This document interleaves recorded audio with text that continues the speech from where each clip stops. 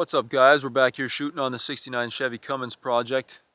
So this is going to be, I guess, the 3-month or 4-month review here. So I think the last time you saw it was maybe 3 or 4 months ago. Since then I've been finished it and I've been driving it now. Truck's probably got about 5,000 miles on it, and we've had a bit of playtime with it. So it's been fun so far. So yeah, here it is all finished up.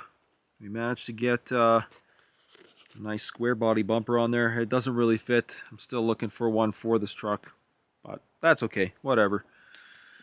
So this thing survived negative 30°C all winter. Barely. It wasn't really that fun. Anybody that knows diesel trucks, especially these old 12 valves, knows they don't warm up at all in the winter, and especially this thing being an all steel cab, it was not the greatest. But yeah, so over here we got, the deck is all done. It's been nicely modified, I'd say tastefully. So we ended up doing a finishing process on the bed, linear sanding it, but you could tell the weld just shows right through. Tarnishes pretty quick actually in the winter weather here. So we're gonna have to hit that one more time before the summer and make it look good for 4 months or 3 months or whatever the heck we actually get here in Winnipeg. If you ask me, I hate this weather, and I hate it even more with a truck that's got rust on it, and this rust is never getting changed. So unless I find myself a donor cab for this thing, it's going to stay the way it looks, and quite honestly, I kind of like it that way. All the paints that's fallen off was already going to fall off, so it's really no big deal, and you get a little rust, you get a couple holes. Oh well, fits the look of the truck, fits me. I'm not the most prim and proper guy around, and I don't really care. But yeah, so the fuel wheels are really, they're lasting pretty good, I'd say. But one thing is these Chinese stupid chrome nuts, they don't last for beans. You can already see after 3 months they got surface rust on them, and that was putting them on with a torque wrench and no impact. Try and take it as easy as possible on the finish. But overall, I'm very happy with this truck. So far, we've had a few issues, but that's how it goes when you drive something 50 years old and motor swaps and whatever. So yeah, under the hood, we got the 12 valves fitting nice. I've actually had the hood stack break like probably, well, once already. So I made a mount for it. The mount didn't last very long. I fixed it maybe 3 times and it keeps breaking off. So we're just gonna say screw it. No more mount. And if it breaks again, I'll figure something else out. But it tends to break just because of the heat and the vibration, which is whatever. You can't really mitigate that, especially on a 12 valve. This thing's gonna vibrate, it's gonna vibrate. So big deal. Other than that, I mean, I had the thermostat replaced, or I did the thermostat. My alternator went out on me in the middle of the winter.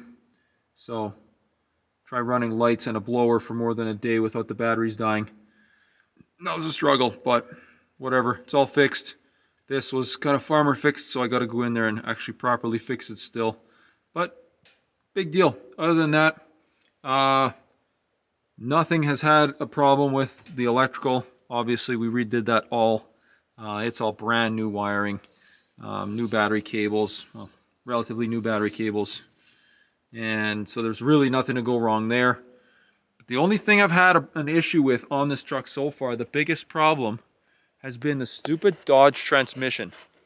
Everybody that's had a Cummins knows the transmission is the weak link. The transmission just does not last. This thing's got, I thought I did it right. It had a billet single disc converter in it. I did a Transgo shift kit, all new frictions, GPZ frictions. We upped the line pressure on the valve body. It's got a deep dish pan and all this extra stuff, and we still managed to blow the converter out of it. So it's not holding lockup at all anymore. Kind of 4 months in, I'd say this torque converter's maybe got 15,000 miles, from my previous swap and this one. So it really confuses me as to why it doesn't last. But it's Dodge, and that's Dodge and transmissions in a nutshell. So pretty soon we're going to be doing a torque converter swap. I'm going to be going to a DPC triple disc from Power Driven Diesel. We're going to be changing the flex plate and the billet input shaft on the transmission.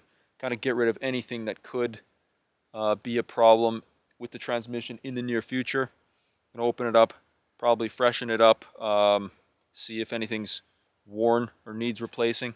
But yeah, so that's going to be coming in a future video. I'm not sure yet. Looking forward to actually driving this truck and not having something go wrong with it. My buddy keeps bugging me about it because it's old and breaks all the time. But big deal. Why else do we do this? We like having fun with our crap. So yeah, I'll take you around here. We'll take a look at kind of the interior of the truck. Oh yeah, I've never had a problem with this stack actually. Surprising. Thought I'd have a problem with it, but it's pretty loud. But we can handle it. It's really no big deal. So yeah, inside the truck, I don't know, I don't think I ever showed this yet, but we got 2003 Silverado buckets in here. It's pretty comfortable. These are, I consider, my favorite buckets, and they fit really nice in these trucks. I've had no issues with it. You get the bonus seat belt, which gets used sometimes. And then the flip-up console is really nice. So in here, we've got the power-driven diesel, kind of triple gauge here, transmission temperature, boost gauge, and then the EGT. So far, after 4 months, my EGT gauge has stopped working, and I don't know if it's the gauge itself or if it's the thermocouple. Gonna have to replace it and see, but that's, well, you kind of need that when you add fuel to the truck. But oh, big deal. Then up here, we got Dakota Digital dash installed in this thing. I've had it in here for about 5 years. Truck's got 25,000 miles on it since I built it the first time with the gauges, and I love them. It's my favorite part of the truck. You buy them once, cry once, but man, do they ever look good, and you look at them all the time, so you may as well like it. 94 GM, whatever, steering wheel. It's nice and smaller than the original. It doesn't stick into your lap as far, and it's got a way better hand grip on it than the stock one. But yeah, I had a crack in my window and then decided to get it replaced, and the replacement glass doesn't fit at all. So this is already the second replacement, and it's still broken putting it in. So that's gonna have to get fixed, but big deal. Usually these wires dangling here. Usually I got a mirror here. I put one in from a 99 to 06 GM truck. So you got the compass and the thermostat or the thermometer in there. Really nice too. Kind of modernizes the truck a little bit. That's really all I need. So yeah, the rest of the truck's pretty bare bones. No stereo at the moment. Yeah, this truck, I don't know how long it's gonna last. Basically, once this cab is rusted, it's not getting fixed again, so it's either gonna have to get replaced or I get rid of the truck. The latter option is probably never gonna happen. I've had this truck since I was 18, and you know, car guys and their first vehicles. But yeah, so we got rust up here on the headliner, right on that front lip. I hate fixing that kind of crap. And then you look over here, we got rust on the drip edge. Now on the next cab I do, the drip edge would be getting shaved anyways a little bit and modified, but like you got rust down here.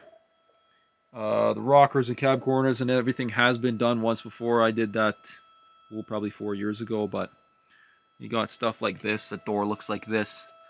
The whole bottom edge of the door is gone on both doors. But you know what? The things you do and the weird things that you love, there's really no explaining it. So yeah, so that's it after about 4 months. And like I said, for the most part, I'm very happy with it.